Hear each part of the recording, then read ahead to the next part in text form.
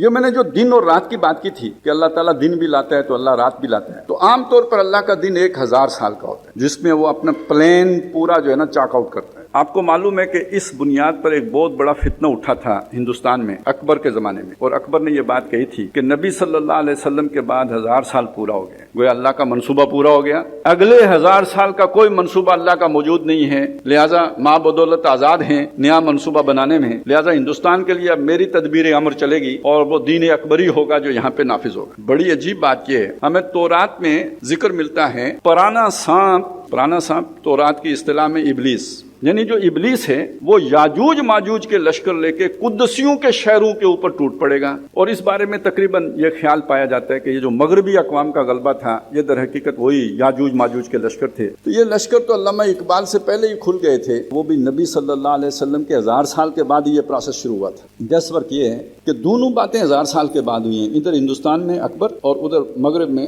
وہ جو یاجوج ماجوج کے لشکر اٹھے ہیں۔ اب آپ ذرا شیطان کے سطح کو کوئی سوچیں نا، ادھر سے نیچے دیکھیں، اس نے اپنا یہ پلان یعنی 1000 سال کے بعد اپنی تدبیر کا پلان نافذ کرنا ہے، تو جس جگہ کو وہ منتخب کرتا ہے وہ ویسٹ نہیں ہے، وہ ہندوستان ہے، اور اس کے لیے اس وقت کے بادشاہ کے دل میں بات ڈالتا ہے کہ اس جو ان پڑھ بادشاہ کو یہ بات سمجھاؤ کہ وہ 1000 سال کا دور ختم ہو گیا، اب ایک نیا دور کا آغاز کرتے ہیں اور اس دور میں یہ والا دین چلے گا۔ تو شیطان نے پہلی اٹیمپٹ کہاں کی؟ یہاں کی، کیونکہ جو پوٹینشیل یہاں تھا وہ ویسٹ میں نہیں تھا۔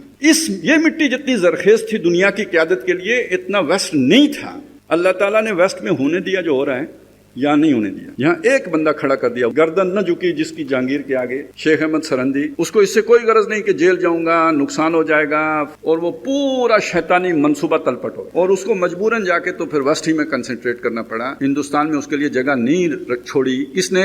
ایک شاہین نے، یہ شاہین ہوتا ہے، اس نے بادشاہ کا منصوبہ ختم کر۔ بیچ میں کچھ عرصہ گزرا، سیکنڈ اٹیمپٹ، یہ وہ دور ہے کہ جب دو بھائی ہیں، ایک دارا شکوہ ہے، ایک اورنگزیب عالمگیر۔ دارا شکوہ کو اگر راستہ اورنگزیب نہ روک دیتا تو دوبارہ ہندوستان کے اوپر شیطانی تسلط ہو جانا۔ یہ جو ہمیں 2001 میں روشن خیالی آئی تھی نا، یہ دارا شکوہ کو اس وقت آئی ہوئی تھی، ساری کی ساری آئی ہوئی تھی، نہیں چلی، دوبارہ منصوبہ ناکام ہو گیا۔ اس کے بعد پھر جہاں پہ اس کا منصوبہ چل رہا تھا وہاں پہ اس نے افرادی قوت جمع، فوجیں کھڑی کی، اب ان کے ذریعے سے اس نے یلغار کی، پھر وہ لشکر سارے کھلے،